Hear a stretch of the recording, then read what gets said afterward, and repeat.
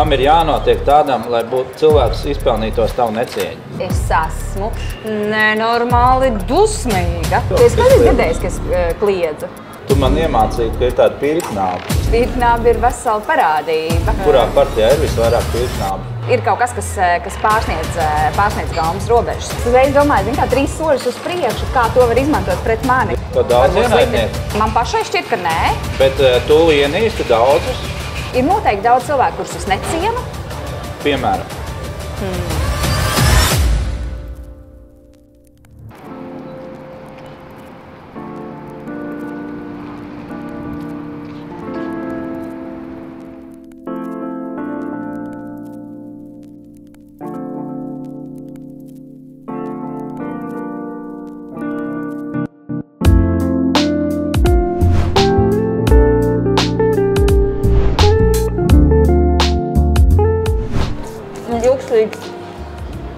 Lieldienā, kas ir nākamajā svētdienā, 20. aprīlī.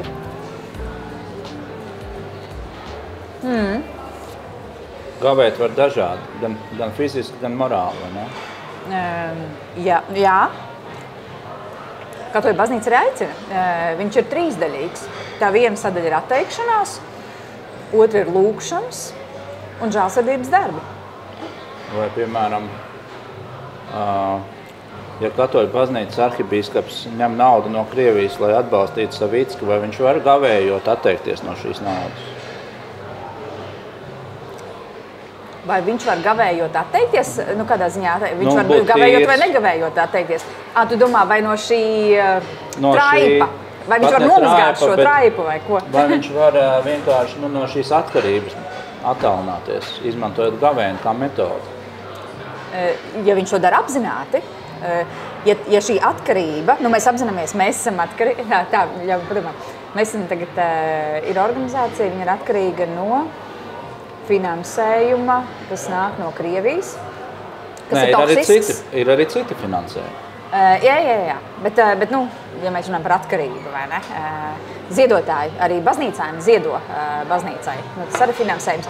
Ir Vācijā ir virkni baznīcas labdarības organizācijas, kas ziedo. Tas tā kā ok. Nu, bet ja tev Pjotrs Avēns noziedot tavai baznīcai, tev ir tiesība nepieņemt šis ziedojumu? Protams, ka tas ir izvēles jautājums. Protams, un ir jāatzīst... Baigiem nerviem jābūt, ne? Ir jābūt nenormālai stājai. Tērauda mugurkaulam ir jābūt. Nevis kaula, bet tērauda mugurkaulam. Situācijā, kur, būsim objektīvi, baznīcai nav viegli piesaistīt finansējumu, un to vajadzību ir daudz. Tāpēc, ka baznīcām ir arī daudz vēsturisku īpašumu, kas ir jāuztur, kas ir jāatjauno regulāri. Un, vai baznīcas kopiena viena pati par saviem līdzekļiem to var izdarīt, nevienmēr, it sevišķi, ja tev ir Luterāņu baznīcā doma baznīca, tu esi atbildīgs par doma baznīcu, tur arī, protams, valsts nāk klāt palīgā. Ja tev būtu kā katolietai jāizvēlas, ko tava draudze, konkrēti tava draudze, viņai ir divas iespējas izvēlēties, vai nu viņa bankrutē, vai nu pieņem vienu no divām iespējām. Viena ir atver kazino, vai paņem no Pjotra Avena ziedojumu. Līdzīgi kā indiāņi Amerikā, vietēji, kas ir no tiem azartspēļu uzņēmējiem. Kur tu izvēlē?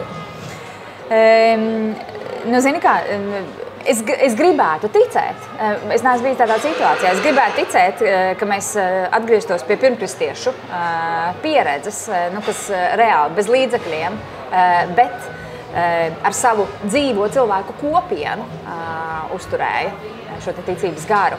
Un baznīca nav par ēkām, kas ir ļoti svarīgi. Arī katoliskā baznīca, bet baznīca ir dzīva. Baznīca jau nav 4 sienas un jumts. Bet tu jau runā kā pirmkristiete. Viņas jau vajāja toreiz par šīm tādiem uzskatiem. Zin kā, paldies Dievam, ka mūs nevajā mūsdienās, bet mums ir atstāta vienkārši izvēle, kāda veida ziedojums pieņemt. Nenolieksim, arī katoļu baznīca saņem finansiālu atbalstu no cilvēkiem, kas ir saistīti ar Krieviju. Tā ir. Bet droši vien, ka visas baznīcas saņem šādu finansiālu atbalstu. Es esmu diezgan droši, ka pareizcīgo baznīcu saņem. Par Luterāņu baznīcas iekšējo virtuvi es neesmu tik ļoti informēta. Tur ir dažādas Luterāņu baznīcas. Viņas ir vairākas pie tā visur, tā, jā, arī. Dažas saņem no Vācijas, mēs zinām. Nē, bet šis par to finansējumu, tāpēc, jā, man ar daudziem arī draugiem ir sarunas. Baznīcas mantojums veido arī mūsu pilsētas identitāti. Nu, teiksim, ja mēs runājam par Rīgas skyline, Rīgas panorāmas bildi. Tu jau kā anglieti. Tad, tu domā arī kādreiz angļu valodā? Pēdējos gados vairs nē. Bet tad, kad man darba valoda ikdienā bija angļu valoda, tad jā, bišķīt. Bet Rīgas panorāmas bildi jau arī ietver ļoti zīmīgus baznīcas torņus. Pēc kā mēs atpazīstam, ka vispār stāsta par Rīgu, ka tā ir Rīgas bilde, nevis kādas citas pilsētas. Un droši vien šiem kultūrvēsturiskiem pieminekļiem ir taisnīgi, ja teiksim, valsts vai pašvaldība arī nāk palīgā uzturēt viņus, jo mēs kopā arī lepojamies un arī tādā veidā turistus piesaistam, kurus, nezinu, vai vajag baznīcai, un baznīcas kopienai, bet pilnīgi noteikti vajag pilsētai un valstī. Kas tie ir kristīgie turisti? Kas brauc pie mums, vai kas iet uz baznīcu? Visi. Ne. Kristīgo mantojumu bauda visi. Vai uz Pētera baziliku Vatikānā brauc tikai kristieši? Nu, nē. Tur brauc miljoniem no... Es kā pagāns parasti apmeklēju šīs bazilikas baznīcas ļoti labprāt. Man patīk skaņa, skanējums ir ceļš dziedājumiem, kas ir baznīcās. Viņš ļoti, ļoti labi akustika. Tātad šis kultūras dzīvais mantojums, tad tēlnieciskais mantojums, gleznas, arhitektūra, tur virkni sadaļa, ko mēs labi, bet atkal mēs esam iebraukuši tādā, gavēnis. Tas bija tēma gavēnis. Tad par gavēni. Mēs dzeram gavēni laikā kafiju, kas nav aizliegts. Tas nav aizliegts. Es varētu teikt, es dzeru gavēņa laikā kafiju bez cukura, bet es viņu dzeru bez cukura visu laiku. Jo dzīve ir salda. Es vispār viņu nedzeru ar cukuru, bet es varētu teikt, es gavēņa laikā dzeru bez cukura. Vai tev dzīve ir salda? Nē, es neteiktu, ka viņa ir salda. Zini kā, cilvēki nereti jautā, kā tev iet, vai tev iet labi? Un tad kādā reizē es noformulēju sev, jā, labi. Un droši vien, gandrīz vienmēr labi. Viegli un grūti. Ka tas sadalījums ir, vai man iet viegli vai grūti, bet labi. Reizēm ir ļoti grūti. Bet labi. Bet labi. Bet tu jau arī neteiksi, ja tev slikti iet. 6 cilvēkiem. Droši vien, ka nē. Kāpēc? Lai nepriecājās. Lai nesapriecājās par to, ka... To daudz ienaidnieku? Man pašai šķiet, ka nē. Nē. Nē. Bet tu ienīsti daudzus? Es nezinu, vai ienīst. Es cenšos šo tādas naida jūtas nenest sevi, jo tas mani dedzina no iekšienes un nenormāli pasliktina dzīves kvalitāti. Bet ir bijis, ka kaut kas tur virmo iekšā? Jā, ir virkni cilvēki, kas man nav patīkami. Ir noteikti daudz cilvēku, kurus es necienu. Piemēram? Nē, tā nebūs. Labi, piesim no citas puses. Kam ir jānotiek tādam, lai cilvēks izpelnītos tavu necieņu?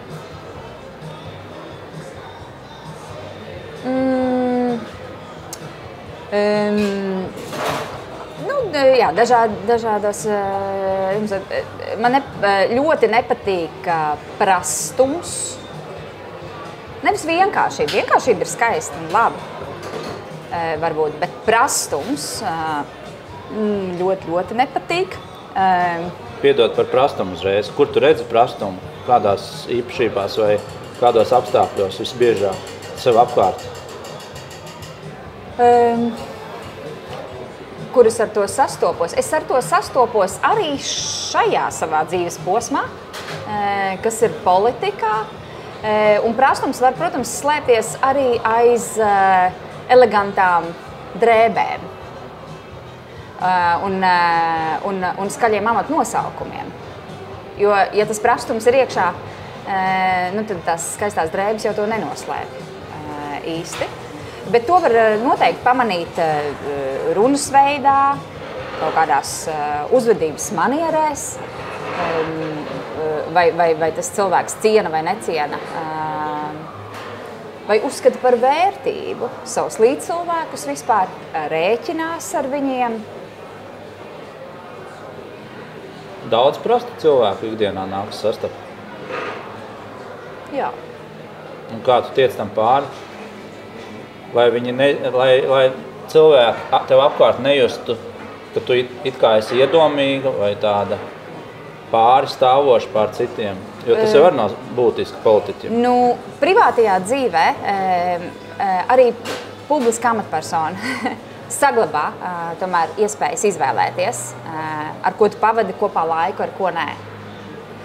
Un laikam privāti ciemos pie sevis, es droši vien, ka šādus cilvēkus neaicināšu. Bet kas man palīdz? Noteikti ir apzināties, ka arī cilvēki, kas man nav patīkami, cilvēki, kas varbūt ir prasti manā skatījumā, arī viņiem ir vieta būt šai pasaulē, arī viņus Dievs ir radījis un apveltījis ar cilvēka cieņu. Es viņiem to neesmu dāvājusi. Arī viņi ir radīti tieši tāpat kā es. Man viņi varbūt nav patīkami. Es varu izvēlēties savā privātajā dzīvē, ar viņiem nekomunicēt. Bet es pieņemu un rēķinos, ka mums visiem ir vieta šeit būt. Mums visiem ir vieta arī šeit pilsētā.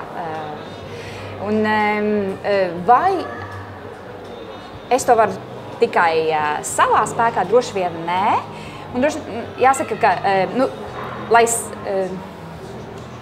saprastu mani kā personību, ir jārēķina, nevar izslēgt šo manu ticības elementu.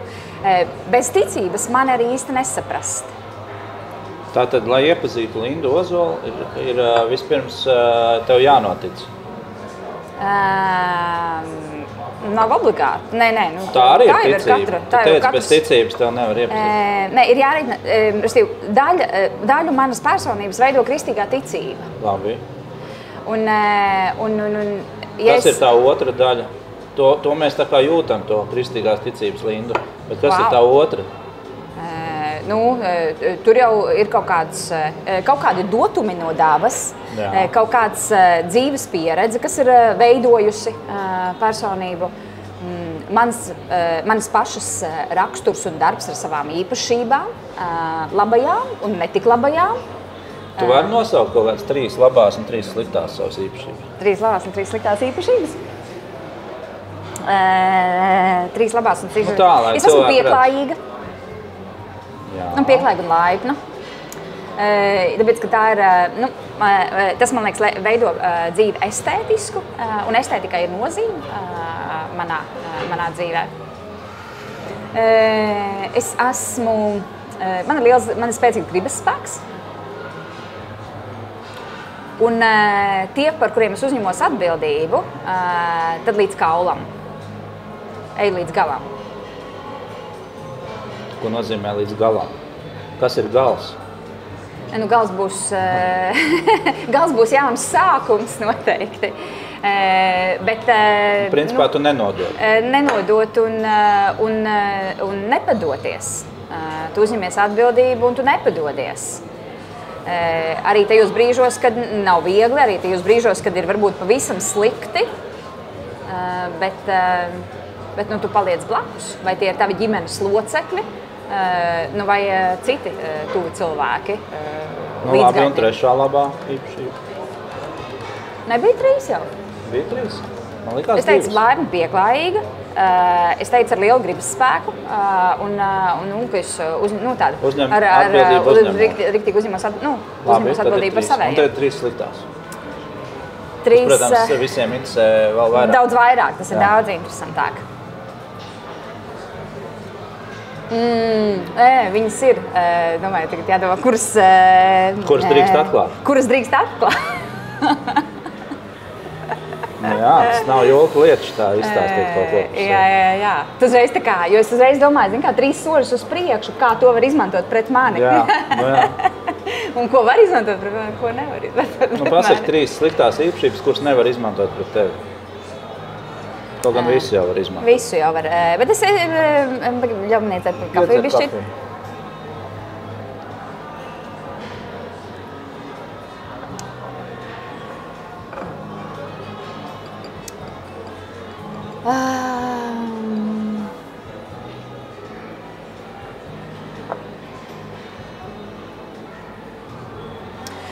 Ka man mājās bērni var reāli reizēm nokaitināt.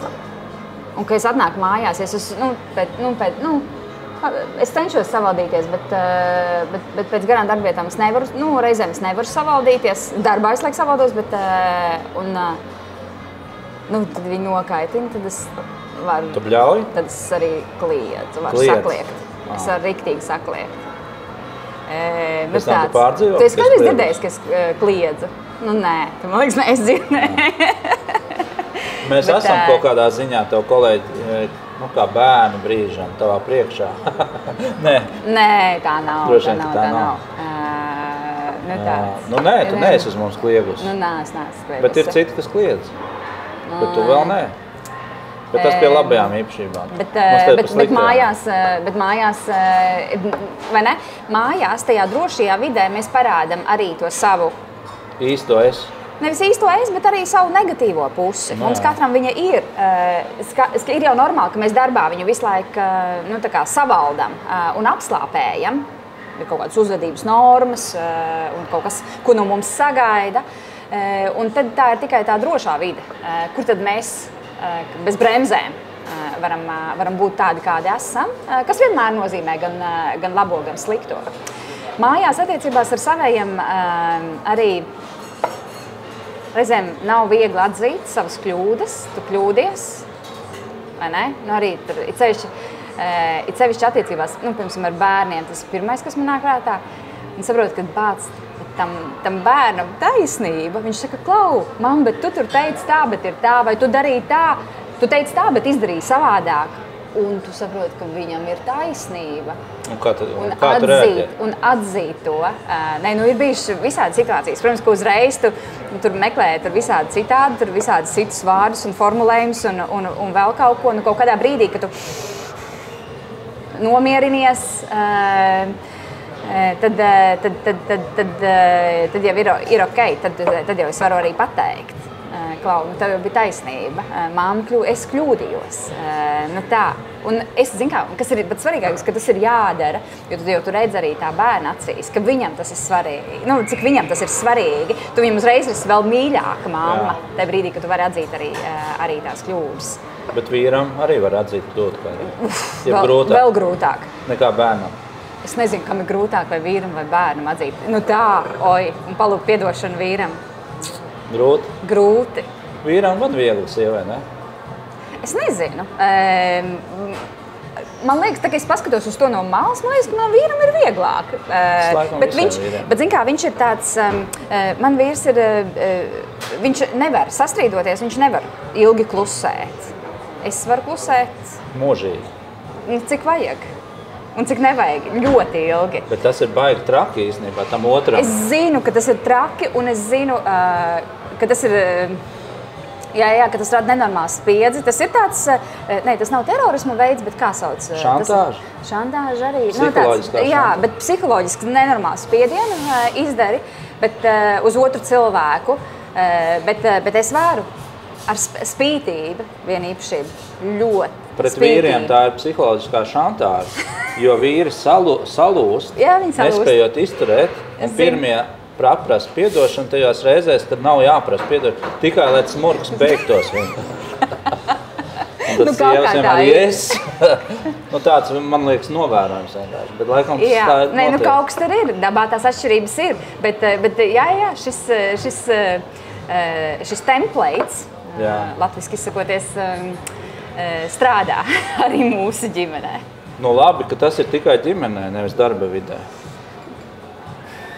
Jo pārnest šito te uz darba vidi, es iedomājos, ja tu nerunātu ar mani kaut kādu mēnesi tur domē, viņš tur nojūgtos vienkārši. Mēs neko nevarētu realizēt. Nē, mēs neko nevarētu izdarīt. Nu, tur jau ir tas joks. Nē, es esmu darbā arī sadusmojusies. Es esmu bijusi dusmīga, un es esmu tuvākajiem kolēģiem birojā teikusi, ka es esmu nenormāli dusmīga. Un ko viņi atbild?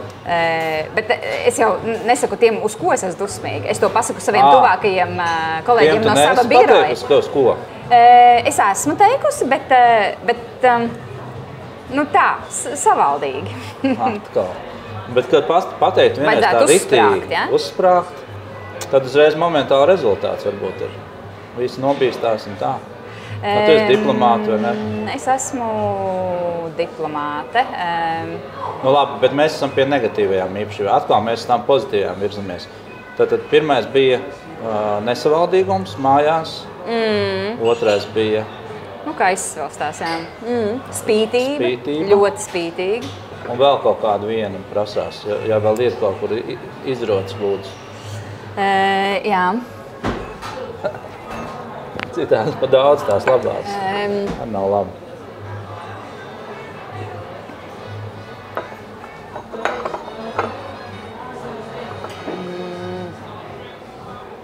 Nu, kurai viņa? Tu esi caca? Nē, ar šo es nevaru palielīties. Tu man iemācīji, ka ir tāda pīļknābi. Es nezināju, ka tā viņu sauc. Pīļknābi? Jā. Pīļknābi ir vesela parādība. Kurā partijā ir visvairāk pīļknābi?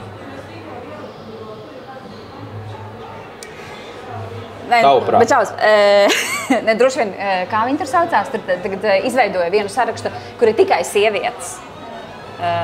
Uz Rīgas domas vēlēšanām. Nu, tas, protams, ir, kā lai saka, nereklamēsim šo sarakstu. Svētku pasākums tikai, bet varbūt, ka tur viņi ir. Varbūt, ka tur viņi ir. Vairāk. Bet kur viņi ir visvairāk? Pīļknābi. Jo, nu, pīļknābi ir tie, nu, tādas meitenes ar uzpumpātām lūpām, vai ne? Tad, Bet tam ir kaut kāda korelācija ar intelektu? Es domāju, tam izmēram varbūt ir korelācija ar intelektu. Man liekas, ir virkne, nu... Kuras nedaudz uzpumpē un kuras mazliet uzpumpē vienmēr var pamanīt. Pa lielam vienmēr var pamanīt. Nu, varbūt ne vīrieši, es nezinu. Bet ja tas ir kaut kādās gaumas un estētikas robežās, tad tie pīknābi ir labāk, tad tie nav pīknābi, faktiski. Jā, tad varbūt, ka tieši tāpēc es saku, ka izmēram ir nozīme. Ir jau, nu, ir kaut kas, kas pārsniedz gaumas robežas. Bet zini, kas ir tiem pīknābiem? Es skatos tām sievietēm, ka mēs pa ķīniešiem, mums ir grūti atšķirt tās sejas un redzēt, ka, kur tur tās atšķirības ir.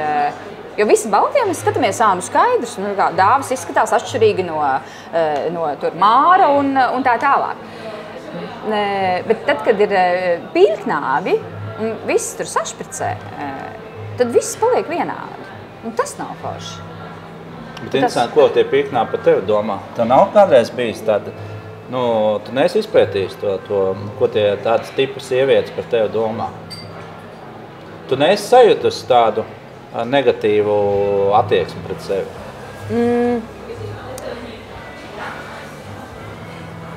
Nu, zini, kā ir? Jā. Laikam es tā neprotu. Es vienkārši tā neprotu. Tā kā pīļknābi. Okay. Šausmas pīļknābi. Un man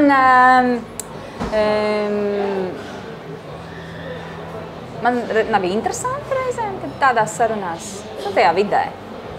Man vienkārši nav interesanti. Tev nepatīk kaut kāds draudzeņu klačus par ģimenē seksa jautājumiem, kā ir ar vīru seksu vai nav? Nu, tad draudzenēm mēs šo sadaļu neapspriežam. Nu tā, vai mēs esam laimīgas vai nelaimīgas, mēs runājam savā starpā. Bet to, nu, kas tur katram zem sagas notiek, man tiešām neinteresē. Nu, tā kā nav mana darīšana. Nekādā veidā neuzlabo vai neizklaidē mani. Bet mans novērojums tomēr, ka ir tāds kaut kāds sieviešu tips, ne tikai pīknābi, bet varbūt plašāk, kuram ļoti nepatīk tādas sievietes kā tu. Viņas visādi apsaukā tā kā pareizās skolotājas, tur vēl kaut kas. Un kas viņas vieno?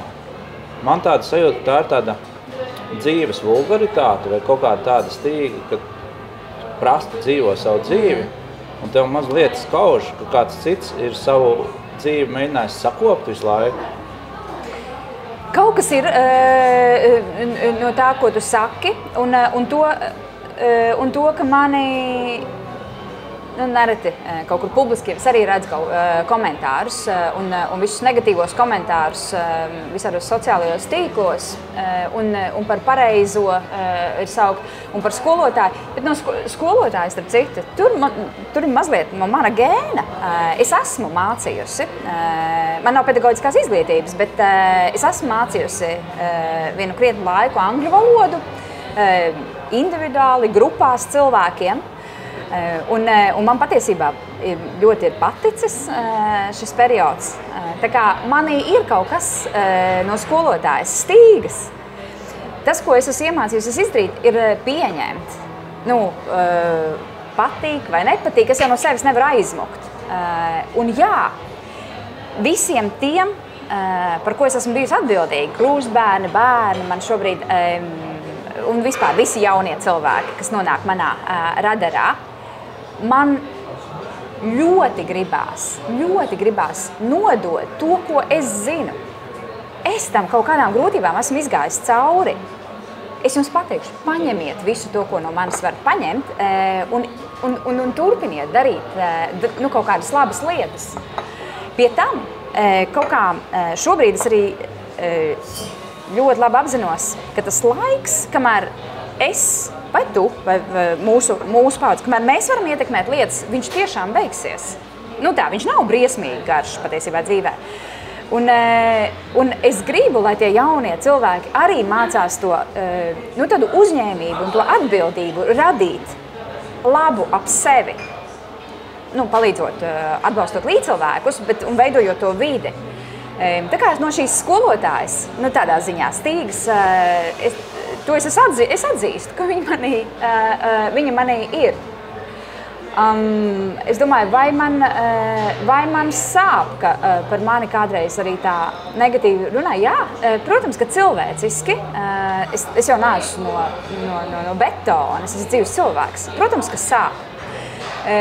Un tas gan ir šī politiskā perioda rūdījums neļaut šiem citu cilvēku viedokļiem mani definēt. Es esmu tas, kas esmu, un ne šie cilvēki, kurus es vislielākajā daļā nepazīstu, un kas patiesībā kuri nepazīst mani, kad ne viņi mani, ne viņi mani definēs. Bet vai tev vispār ir iespējams iepazīt cilvēkam no malas? Vai tu pati sev pazīsti? Es domāju, ka arī man pašai tas ir ceļojums mūža garumā. Atklāt sevi, tu nonāc jaunos apstākļos, un tu atklāji sevi no jauna. Kā tu rīkojies? Vai tu to vari vai nevari? Ir virkni droši vien šķautnes, kuras es sevi nepazinu, pirms es iesaistījos politikā, vai pirms es darīju kaut kādas lietas pirmo reizi.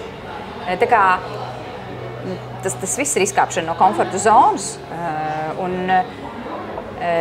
tikai mainoties apstākļiem ap mums, ap mani, mainoties cilvēkiem ap mani, es iepazīstu arī kaut kādas arvien jaunas savas šķautnes, un es ceru, ka šis ceļojums turpināsies. Savādāk paliek garlaicīgi dzīvot. Man gribās, lai man arī interesanti dzīvot. Es aizmūku, tur, kur man paliek garlaicīgi. Es vienkārši aizēju projām, un es neko nevaru izdarīt. Ja es sēžu kompānijā, un man nav interesanti, es vienkārši aizēju projām. Man tā arī ir tikai tad, kad ļoti gari runā cilvēki. Tad es tā. Bet es jau nevaru aiziet, jo man jābūt politiķiem, jāsēž un jāklausās. Pēc tam nobrūk smadzenes, atsakās. Bet labi, ne par mani šoreiz, bet es skatos, tu to trešo negatīvo tomēr neatradi sevi. Vai tad nav kaut kāds melnumiņš kaut kur? Ir jau. Domāju, vai ko no tā viss var teikt? Šitie pirmie divi bija labi. Ieraksta video. Pirmie divi bija forši, bet kaut kas jau vēl līdzīgs, kas nav tik iznīcinoši, pašiznīcinoši.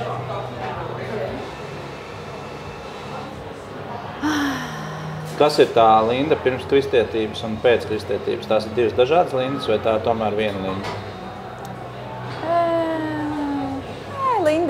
Linda jau tur vienkārši visādas muļķības arī sadarīja kaut kad.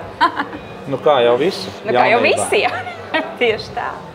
Tagad vecumdienās tagad tajās pensijā vai ne visi beig gudrāk paliek. Mums ir tāds operators, video operators, kas filmē šobrīd mūsu. Viņš teica, ka jaunības dienā viņš to un to darīja, bet viņam tur pašlaik tieši tā jaunība ir. Tas vienmēr ir tā interesanti. To dzirdēt. Taisnība. Visi tādi veci paliek uzreiz pēc 20. Nu labi, bet trešais to domā, jā? Jā. Tev pateikt priekšā? Bet, starp citu, šis ir parasti viens no padomiem, ko saka ģimenēm, arī ģimenēm tieši tas strādā. Ja jūs nezināt, kaut kādas, nezināt savu slikto dabu vai negatīvo dabu vai kaut ko sliktās īpašības vai nevarat saprast, ko jūs esat grēkojuši vai nē, paprasiet savam vīram vai sievai, viņus viss pateiks. Jo tuvākie to... Ja ir izšķirušies, galvenais neprasīt tam, ar ko tu izšķiries. Nē, tā nē. Nē, bet tā, protams. Kas tevi kaitina manī? Es neteikšu. Tad redz, tā ir. Nekas? Man kaitina, ka tu nokavēji šodien. Es vispār, man ir problēmas ar laika menedžmentu. Nē, man nav problēmas ar laika menedžmentu, bet man ir mazliet problēmas ar būšanu precīzi laikā. Bet tas nav atkarīgi. Tas nav gadījumā saistīts ar to, cik ļoti prioritārā kārtībā ir konkrētais pasākums. Jo, ja tev ir kaut kādas nāves briesmas vai kaut kādas eksistenciāli jautājumi, tad tur būs 15 minūtes pirms tam droši. Jā, droši vien, ja visa mana dzīve uz spēles būs, bet lidmašīnas esmu nokavējusi vienreiz dzīvē, piemēram, skrēju un nokavēju. Bet kas tad, tu neesi punktuāli? Man liekas, es tik bieži ierodos tieši 1, 2, 3, nezinu, cik minūtes pāri noteiktiem laikam. Tā, pēdējā brīdī. Es ļoti daudz ko daru pēdējā brīdī. Šo es nebiju pamanījis vispār tevi. Jā? Ļoti daudz ko daru pēdējā brīdī. Ja nebūtu pēdējais brīdis šai pasaulē, es vispār maz ko izdarītu. Man vajag termiņu. Termiņš, un tad pēdējā brīdī, tā. Bet tas ir arī fenomens, jo pēdējā brīdī tev atverās visas čakras, viss tev tur prātā atverās, un tev visas idejas, tu visu vari ātri uzrakstīt, ātri pabeigt. Vienalga, tu ej, cik reiz ir bijis uz interviju, un tā, ko es teikšu, un kā es sastrukturēšu savu sakāmo, un tajā pēdējā brīdī tev pilnīgi viss skaidrs. Bet tajā sanāk, ka tavai kolēģei Ritai Evanešniecei ir taisnība, ka tu pēdējā brīdī sāc kaut ko darīt civilajā aizsardzībā Rīgā. Pēdējā brīdī. Šajā sistēmā mēs visu darām pēdējā brīdī, jo mums pēdējais brīdis sākās 22. gada 24. februārī. Pēdējā brīdī mēs arī visu sākām darīt. Šajā sadaļā kādreiz es teiktu, ka es nepiekrītu, ka tas nav īsti pārmetums kaut kam vienam. Šeit mēs visi esam vienā laivā Latvijā. Mēs visi šo darbiņu sākām pēdējā brīdī. Bet kāpēc tieši tev, kas sāka Rīgā šo darbu darīt no nulles, kāpēc tieši tev pārmet, ka tu esi pēdējā brīdī to darījis, bet tiem, kas 2008. gadā iznīcināja patvertņu sistēmu Latvijā, viņiem neviens neko nepārmet. Jā. Arī Šleseram, tai skaitā. Tai skaitā, Nacionālajai apvienībai, tai skaitā, kā mēs tur arī papētījām, kuri tad bija tie ministri, kas tajā brīdī bija valdībā, un tas nav maz nozīmīgi, tas joprojām ir nozīmīgi. Kāpēc man pārmet? Es domāju, jo mēs ar pietiekami lielu uzdrīkstēšanos no Rīgas puses par civilās aizsardzības jautājumiem sākām runāt skaļi. Daudz vienkārši izvēlējās nerunāt. Ja mēs redzam, ir joma, kuras nav. Viss ir slikti, tur sūdīgi. Un tad daudz ar jomu saistīti izvēlas vienkārši paklusēt. Nu, tu nelec acīs, ja tev nav nekas labs, ko teikt. Bet mēs sākām par to runāt skaļi. Jau 22. gada pavasarī. Un tajā brīdī, tu, protams, tev pamana un no tevis arī sāk prasīt. Tas nekas, ka visi lēmumi nav atkarīgi no Rīgas domas. Mēs esam tik ļoti līdzatkarīgi arī no citām iestādēm valsts līmenī, bet, ja tu uzdrīksties par kaut ko runāt, no tevis arī sāk prasīt atbildību. Bet tev pašai, kā Lindai Ozolai, nevis kā vicemērei Rīgas, bet kā Lindai Ozolai, sievietei, mātei, tev ir ar ģimeni skaidrs, ko jūs darītu X stundā? Mēs esam runājuši par to, vai mēs muktu vai nemuktu no Latvijas. Ja šāda krīze notiek. Un pēc Otrā pasaules kara man ir radinieki, kuri nonāca, kuri bēga. Manas omas brālis, viņu iesauca leģionā. Viņš pēc tam aizmuka no tā un tad nogruntējās Austrālijā. Viena ģimenes atzars, kur es savā dzīvē nekad neredzēju, tikai fotografijās un kādās vēstulēs. Viņš arī mainīja vārdu, viņš baidījās, ka viņu atradīs. Viņš nomainīja vārdu uz vārdu, ar kuru viņš nodzīvo atlikušo mūžu Austrālijā. Un manam vīram arī ir tante, kas dzīvo vislaik Amerikā.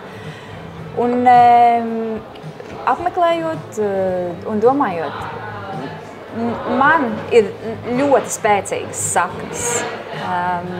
Es esmu dzīvojis kaut kādus gadus ārvalstīs, Briselē, vairākus gadus, un man bija iespēja arī tur palikt. Bet es sevi tur neredzēju. Es nespēju tur elpot ar pilnu krūti. Lai gan alga bija diezgan laba. Protams. Eiropas komisijā strādājot, visiem tur ir labas algas. Tur nav sliktu algu. Un tur strādājot, tas ir tā saucamais zelta būris. Paši viņi par sevi iesmēja, kā dzīvo tajos zelta būros. Atrauti no realitātes brīžam. Jā, kaut kādā ziņā. Jo tev ir viss kārtībā. Tas ritms, tur piegādājas īpašumu, kā tu plāno savus atvaļinājumus, visi brauc uz visām iespējamām vietām, pa lielam vienām tā pašām, bet tev ir iespēja apceļot visu pasauli, jo tu to vari arī atļauties tai skaitā. Tu vari atļauties kleitas un mēteļus un somas un brilles un aparatu, visu pa lielam, ko vien sirds kāro. Bet tad tu pēkšņi tā nav tava kultūra. Bet tā nav tava valsts, tā nav tava zeme, tas nav Latvijas gaiss, tur nav Latvijas ozole, tur nav vizbulītes, ko tev lasīt, bāru sulas tev nav, ko dzert pavasarī. Tev nav vieta, kur vienkārši vasarā, kad ir karsts, hei, es gribu aiziet nopeldēties un aizēju kaut kur nopeldos. Gribu paklīst pa mežu, un es eju un iegrimstu mežā un klīstu pa mežu tādā savvaļīgā, neskartā. Nav tāda, tās sadaļas. Jā. Tavs jautājums bija par to, ko mēs darītu X stundā. Mēs paliktu Latvijā, jo tās ir mūsu mājas. Dzīvot citur nozīmē, kā kokam bez saknēm, tas nav viegli. Tur nebūtu vieglāk. Mēs paliktu, pretotos, cīnītos. Bet ja cīņa būtu galā un ne par labu Latvijai, mēs dzīvotu okupētā valstī? Vai tu dzīvotu? Vai tu varētu vispār dzīvot? Jo, cik es zinu, gan tev, gan man ir Krievijā krimināllieta. Bet, lai nepienāktu šāda situācija, kas ir tavas darbības politikā? Rīgas domas vadība ir uzticīga Latvijai un šobrīd un turpinās darīt visu, ko var. Tu uzskati, ka tu esi gudrs cilvēks? Droši vien bija viens no grūtākajiem periodiem vispār.